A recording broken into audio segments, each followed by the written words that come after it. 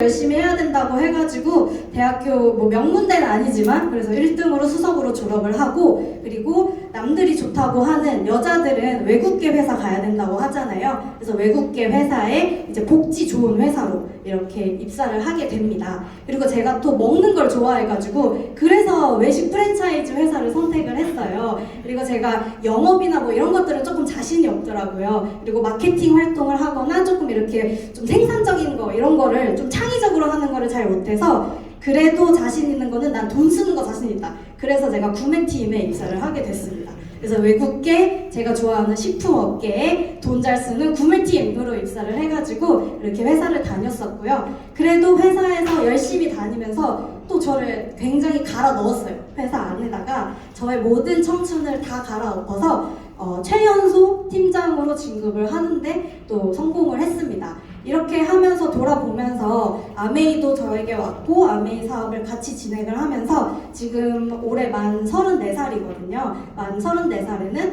아메이를 전업으로 이렇게 집중을 하고 있습니다. 네, 저는 이 회사를 다녔었어요. 많이 보신 회사인데 지금 저희 대표님이신 밀란티판트 대표님이 저의 이제 상사셨어요. 그래서 저의 상사로 같이 일을 하셨었고, 그리고 오른쪽에 제가 그 다음에 이직을 했었던 회사인데 이렇게 드라마에 많이 나오는 저 브랜드를 가지고 있는 또 식품 프랜차이즈 회사에서 일을 했었습니다.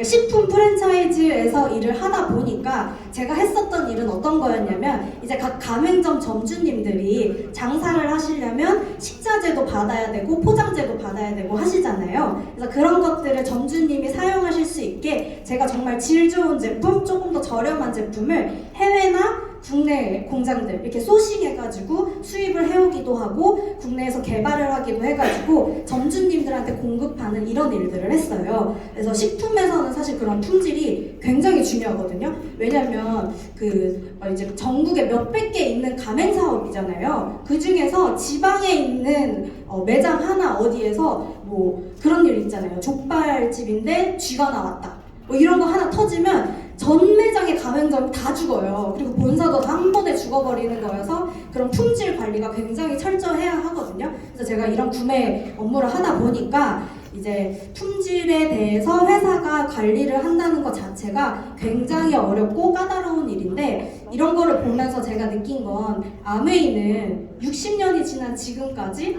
단 한 번도 그 품질에 대해서 이슈가 난 적이 없는 그런 회사잖아요. 그렇게 많은 제품들을 하고 있는데도 불구하고. 그래서 여기 앉아 계신 지금 아메이를 하고 계신 모든 분들은 굉장히 자부심을 가지고 하셔도 될 것 같아요. 저희가 진짜 최고의 제품을 가지고 사업을 하고 있으니까 그만큼 또 회사에서 기술력과 그런 경쟁력 뒷받침하고 있으니까 저희가 열심히 사업만 하면 된다는 그런 자부심으로 앉아 계시면은 더 좋을 것 같습니다. 그래서 저는 이렇게 회사 생활을 하면서 여기 계신 저희 스폰서님한테 처음 사업을 전달을 받았어요. 그리고 여기 사진에 보이는 이분들은 저희가 이제 대학교 때 같이 공부를 하면서 영어 공부를 하면서 만난 사이거든요. 그래서 다들 각자의 분야의 직장 생활을 이제 취업을 하고 이제 일을 하면서도 우리가 주말에 놀면 안 된다, 미래를 대비를 해야 된다 해가지고 매주 토요일 9시에 오전 9시에 강남역에서 모여서 같이 스터디를 하는 그런 모임을 했었어요.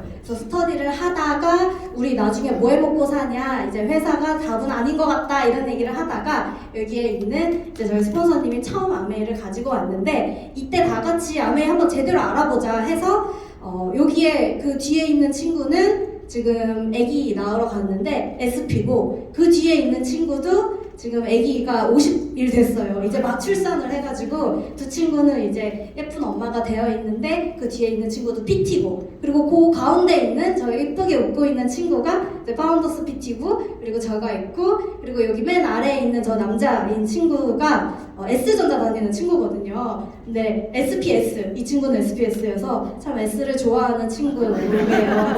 그래서 이렇게 저희가 처음에 한 팀이 돼가지고 같이 사업을 알아보고 제품을 바꿨어 보고 이렇게 했더니 다들 지금 그래도 뭐라도 핀 성장해가면서 같이 성장할 수 있는 이런 시간이 되어서 참 아메이 사업을 하는데 팀워크가 저는 되게 중요한 것 같아요. 그래서 나 혼자 열심히 막 회사에서는 내가 막 열심히 일하고 경쟁해서 올라가고 이런 게 중요했지만 아메이 사업을 하면서 많이 느꼈었던 것 중에 하나가 정말 내가 좋아하는 이 사람들, 이 그룹들하고 다 같이 팀워크로 함께 성장하는 게 아메이에서는 성장할 때 가장 빠르게 성장하는 그런 핵심인 것 같다라는 말씀을 드리고 싶습니다.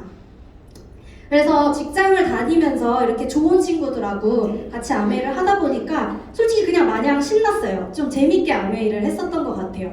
여기 와보니까 그동안에 몰랐었던 건강에 대해서도 또 배우고, 그리고 나는 나름대로 똑똑하게 소비를 하고 있다. 다른 사람들은 예쁜 뭐 브랜드 있는 화장품을 골라 쓰고 뭐 그런 것들을 하지만 나는 좋은 좀 현명한 소비를 하는 그런 사람이 됐다, 이런 자부심도 있었고요. 그리고 여기에 와서 보니까 이렇게 많은 리더님들하고 새로운 사람들을 만날 수가 있고, 또 파트너들 이렇게 나오면서 몰랐었던 인맥도 넓혀갈 수 있고, 그러면서 월에 150에서 200 정도 되는 추가적인 저희 회사의 수입 외에 부수입이 있으니까 그런 경제적인 자산도 더 벌 수가 있고, 미래를 위해서 나는 조금 준비를 해가는 삶을 살고 있다라는 그런 마음에 아메이가 솔직히 되게 재밌었어요. 이게 내 인생에 그냥 정말 중요한 수단이라기보다는 참 좋고 재밌고 문화적인 생활도 가능하면서 나를 경제적으로도 윤택하게 해주는 그런 좋은 재밌는 수단이다, 이 정도의 생활을 제가 했었던 것 같아요. 그러다가 저한테 되게 조금 아메이를 진지하게 바라보게 된 사건이 한 번 있었어요. 제가 회사를 다니면서 저희 부장님이 이제 정년이 되시고 조금 이른 나이셨지만 정리해고가 되신 그런 사건이 있었는데, 그때 저희 부장님께서는 참 열심히 사셨지만 빠듯하게 사셨던 것 같아요. 처음에는 서울의 중심가 여의도 쪽에 사셨었거든요. 그러다가 조금 이제 변두리로 교외로 나가시다가 나중에 김포로 이사를 하시고 점점 이사를 하시는 거예요. 그래서 저희 부장님은 아들이 둘이 있었어요. 초등학생인 큰 아들들이 둘이 있었는데 먹는 것도 또 오지게 먹는다고 하더라고요. 그래서 식대가 진짜 장난이 아니다. 그러니까 저는 아직 아이가 없으니까 그런 거에 대해서 크게 고민은 안 했는데, 피자 한 판을 시켜서 가족들이 나눠 먹다가 두 판을 시키고 그 두 판에 치킨까지 시켜야 되는, 이 정도로 아이들이 먹성이 너무 좋은데 또 먹지 말라고 할 수도 없고, 이렇게 해서 좀 그런 생활고에 굉장히 조금 힘든 팍팍하게 사시는 그런 부장님이셨어요. 그리고 부장님께서 이렇게 퇴사를 하시는 날 술도 못 드시고 커피도 못 드시고 좀 담배도 못 피시고 그런 부장님이셨거든요. 근데 그런 부장님이 송별회 날에 이제 술이 취하셔가지고 저를 이제 꼭 얘기 좀 하자고 하면서 저를 데리고 나가시더라고요. 데리고 나가셔서 이제 막 술집이니까 시끄럽고 막 얘기를 할 곳이 없잖아요. 그래서 막 이렇게 담배도 못 피시고 심지어 이제 폐렴까지 있으신 그런 저희 부장님이 저를 데리고 이제 흡연부스, 아무도 없는 그 조용한 흡연부스로 저를 이제 데리고 가셨어요. 그렇게까지 좀 얘기를 하고 싶다고 하셔가지고 저를 데리고 가서 저한테 하신 말씀이 뭐였냐면, 내가 지금껏 지금 15년, 20년 이렇게 직장 생활을 하면서 쭉 지내와 봤는데 이 길을 쭉 걸어서 돌아보니 이 길이 아니더라. 이 길이 아니에요. 그래서 아직 지금 나이가 너무 어린데 꼭 좀 다른 대안을 찾아봤으면 좋겠어요. 그래서 걸어와 보니 이 길이 아니다 라고 저희 부장님이 저한테 얘기를 하고, 젊었을 때 지금이라도 지금 가고 있는 이 길을 딱 다른 길을 좀 찾아봤으면 좋겠다라고 말씀하시는 저희 부장님을 딱 보면서 사실 좀 충격을 먹었어요. 제가 오로지 이 회사 생활을 하면서 열심히 이 일을 하고 있는 내가 바라보는, 내가 가야 하는 그 부장님의 길, 제가 거기를 가고 싶어서 이 노력을 했었던 거잖아요. 근데 그 길에 이미 가 계신 그분께서 저한테 이거 아니니까 이 노력하지 말라라고 말씀을 해주시는 것 자체가 저는 굉장히 저한테는 조금 충격이었던 것 같아요. 그러면서 이제 이 회사 생활 자체가 나한테는 진짜 어떤 의미가 있고, 내 인생에서 지금 20대를 보낸 이 시간도 아까워 죽겠는데 앞으로 30대, 40대, 50대 이걸 평생 직장 생활을 하면서 내가 이 시간을 보내고 내 인생의 거의 대부분을 써야 한다는 게 맞는 건가 하는 그 생각을 그때 처음으로 좀 했었던 것 같아요. 그리고 제가 이직을 해서 제가 이제 이 입장이 돼봤어요. 저희 팀원들을 다 내일부터 나오지 말라고 정리해고를 하라고 이제 지시가 내려오더라고요. 그래서 여기에 이제 중요한 거는 다 지웠는데 잘 안 보이실 수도 있겠지만 보면 날짜가 다 똑같아요. 이게 불과 작년 얼마 1년도 안 된 거였거든요. 그래서 당장 내일부터 이제 팀원들 나오지 말라고 해라. 부서가 해체됐다라고 해서 여기 사유에도 부서 해체로 인한 퇴사로 해서 내일부터 다들 못 나오게 되는 이런 상황을 또 제가 직접 해보게 됩니다. 그래서 이제 회사에서 열심히 다닌다고 해도 사실은 대표의 성향이나 이제 회사의 방침이나 그리고 회사의 성과나 이런 것들에 의해서 내가 열심히 하건 안 하건 그리고 내가 얼마나 잘했건 안 했건과 관련 없이 내가 언제 일을 그만둬야 할지 그리고 내가 그 일을 그만두게 하는 일을 하는 사람이 돼버린 것 자체가 저는 진짜 제가 생각하지도 못했었던 그런 저의 삶이었어요. 그런 것도 모르고 사실은 저는 굉장히 많은 노력을 회사에 들였었는데 이제 와서 보니까 조금 그런 것들이 후회되기도 하고 아깝기도 하고 그런 생각이 많이 들었습니다.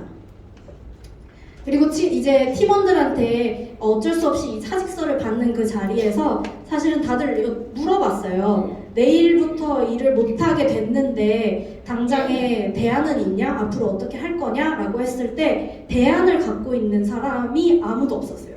당장에 카드값 얘기를 하는 친구도 있었고요. 부모님을 모시고 있는 친구도 있었고요. 그리고 이제 막 결혼을 앞두고 있는 사람도 있어서 지금 그만두게 되면은 자기 방법 없다. 어떻게 실업급여라도 한 달 더 받게 해줘라 라고 하는 친구들이 대부분이더라고요. 이러면서 이제 제 스스로한테도 조금 질문을 하는 시간을 가졌어요. 당장이라도 내일부터라도 뭐 꼭 해고가 아니더라도 내가 아프거나 아니면 부모님이 아프거나 이제 예상하지 못한 그런 변수들로 인해서 내가 직장을 다닐 수 없게 되는 상황이 온다면 그때 나는 어떻게 할 수 있는지 나한테 준비가 되어 있는 거는 뭐가 있는지 이런 고민들을 생각을 했었습니다.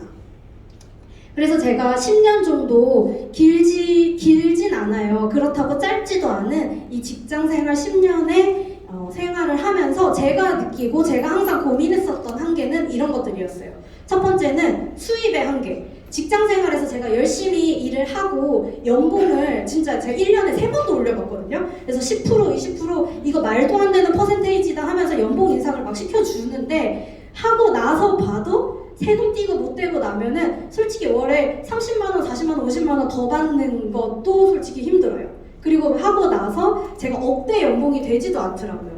제 월급에 뭐 5천만 원에서 20% 인상 해봐야 그래봐야 제 손에 드는 거 몇십만 원 정도 더 받는 그런 수준이더라고요. 그래서 내가 직장 생활을 하면서 열심히 해서 1억 연봉을 만들 수 있겠는데 5억? 10억? 나는 이 정도 벌어야 조금 생활할 수 있겠는데 왜 나는 이만큼의 노력을 한다고 생각하는데 이 정도의 수입이 나한테 오지는 않지? 그러면은 이게 맞는 수단인가? 하는 그런 고민이 항상 있었고요. 두 번째가 노력 대비 비효율. 제가 10배 일을 하고 20배 일을 한다고 해서 10배, 20배의 그 노력의 대가를 인정을 해주지 않더라고요. 저는 그게 너무 안타까웠고 심지어 노력을 더 한다고 했을 때 그럼에도 불구하고 회사 생활이 안 좋다라고 하면 저한테 돌아오는 거는 오히려 페널티이더라고요. 그리고 심지어 나중에는 연봉 인상이 되다가 못 가는 순간이 있어요. 더 이상 인상을 해주지 않는 순간이 오더라고요. 그게 왜냐면 다른 팀에 누가 너보다 직급이 높은데 이게 넘어가면 안 된다 해서 연봉을 더 안 올려주는 거예요. 저는 그게 너무 말이 안 됐어요. 제가 성과가 더 좋고 내가 더 노력을 많이 하고 내가 더 힘들여서 일을 시켜주는데 나보다 먼저 한 사람이 너보다 돈을 더 많이 못 받는 상황이 되니까 이거보다 너의 연봉을 더 높여줄 수 없다. 이런 순간들이 저는 굉장히 불합리하다고 느꼈어요. 그리고 세 번째가 고용 불안정. 내가 언제 어떻게 어떤 사유로 그만둬야 할지 모르는 그런 것들이 직장 생활을 하면서 느꼈었던 한계였습니다. 그리고 여기에 와서 보니까 이런 것들을 배웠어요. 저런 한계들을 가지고 나는 일을 하고 계속해서 살아가고 있는데 지출은 끊이지 않고 줄일 수 없게 죽기 직전까지 지출을 해야 된다고 해요. 죽는 순간까지도 장례식장에서 화장을 하고 죽잖아요. 그만큼 죽는 날에도 우리는 소비를 하고 죽는데 그 와중에 우리 보통 20대 후반에서 30대 초반에 첫 직장을 해서 일을 시작을 하고 그리고 50대 정도에 정년이 돼서 일을 그만하게 하면 그 다음부터는 수입이 바로 끊어진다는 거죠. 저도 요번에 이제 회사를 그만두고 아메이로 전업을 하면서 저의 되게 큰 부분, 소득의 큰 부분이었던 회사 수입이 딱 없어지니까 그때 조금 이제 실감이 나더라고요. 그래서 제가 열심히 돈을 벌고 있을 요 당시 저 파란 부분에 있는 저 구간에서는 저는 위기의식을 많이 못 느꼈어요. 그냥 매달 나가는 그 카카오 이모티콘 그 구독하는 그 돈까지도 사실은 되게 작다고 생각했거든요. 근데 이제 퇴사를 하고 월급이 끊기고 소득이 줄다 보니까 그 구독이 요거 3,000원, 5,000원, 만원 쿠팡 뭐 넷플릭스 막 이렇게 모이니까 이것도 돈이 한 바가지더라고요. 그렇게 해가지고 계속해서 들어가는 지출. 뭐 근데 그런 것들은 제가 끊을 수 있어요. 이모티콘 안 보내면 되고 넷플릭스 안 보면 되고 쿠팡 이용 안 하고 장 보러 가면 되잖아요. 그러니까 그런 지출들은 끊을 수가 있는데 진짜 끊을 수 없는 큰 부분들이 매달 나오는 내가 쓰는 공과금 그리고 전기세 그리고 내가 사람으로서 살아가면서 당연히 먹어야 되는 밥값 그리고 또 운전하면서 드는 자동차 기름값의 유지비 뭐 이런 것도 자잘할 수 있는데 그거에 더불어서 또 이제 요즘에 금리가 되게 많이 올랐잖아요. 그래서 제가 한 2년 전에 대출 금리 했었던 거에 비해서 지금 한 3배가 올랐거든요. 대출 금리 매달 돌아오는 그게 진짜 무섭더라고요. 그래서 딱 끊어진 이 수입에도 불구하고 저는 계속해서 어쩔 수 없이 끊을 수 없는 이 지출이 계속 이어져 가고 이거는 죽을 때까지 평생 내가 어떻게 끊을 수가 없겠더라 하는 그런 요 구간이 오게 됩니다. 이 와중에 제가 변수라도 오게 돼봐요. 제가 지금은 되게 건강해요. 건강하지만 갑자기 뭐가 혹이라도 났어. 그래서 병원에 입원을 해야 돼. 아니면 저희 부모님이 갑자기 이런 말을 하면 안 되지만 뭐 갑자기 많이 아프셔서 제가 돌봐드려야 돼. 퇴 이렇게 하는 그런 요거는 꼭 해줘요. 혹시나 안 좋은 말을 했다면 꼭 퇴를 한번 해주세요. 그래서 이런 변수가 왔다라고 했을 때 제가 이거를 감당할 수 있는 그런 보호막은 사실은 내가 그동안에 열심히 노력했던 회사 같은 노동에 의한 임시 수입이 아니라 내가 일하지도 못하더라도 꼬박꼬박 들어올 수 있는 그런 자산 수입이 마련이 되어야 한다라는 거를 아메이를 통해서 진짜 무수히 배우고 많은 리더님들이 너무 많이 알려주셨어요.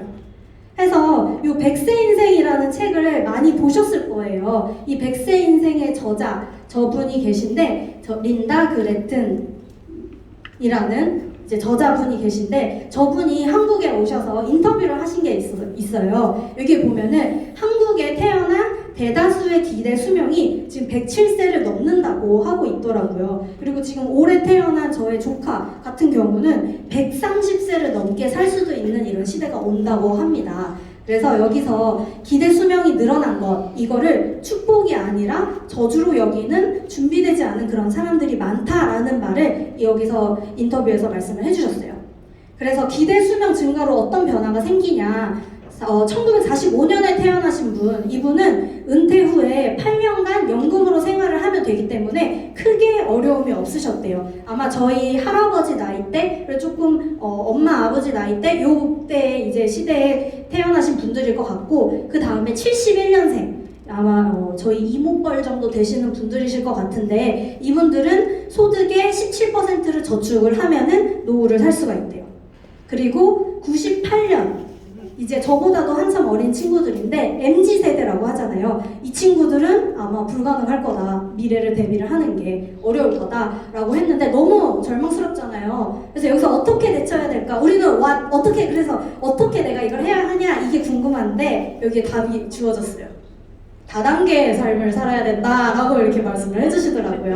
그래서 다단계를 해야 된다 이 얘기는 아니었어요. 근데 이제 어쩔 수 없이 다가오는 이제 100세 시대에서 내가 한 직장에서 하나의 일거리로 꾸준하게 먹고 사는 거는 이제 더 이상은 어려운 시대가 왔다. 그래서 계속해서 뭔가를 배우고 준비를 하고 평생 2개에서 3개 정도 되는 다른 직업을 가지고 80살까지는 최소한 일을 해야 먹고 살 수 있다. 그래서 결국에는 이거를 다단계 삶을 살게 될 것이다 라고 이렇게 예측을 하셨더라고요. 그래서 저는 이미 이렇게 제가 인생의 두 번째 단계, 세 번째 단계를 다 제가 준비할 수 있는 이 다단계를 만나서 저는 너무나 행복하고, 진짜 이게 말이 다단계지 정말 내 인생을 바꿀 수 있는 진짜 핵심, 100세 인생의 저의 진짜 핵심의 그런 수단이 아닐까라는 생각을 했습니다.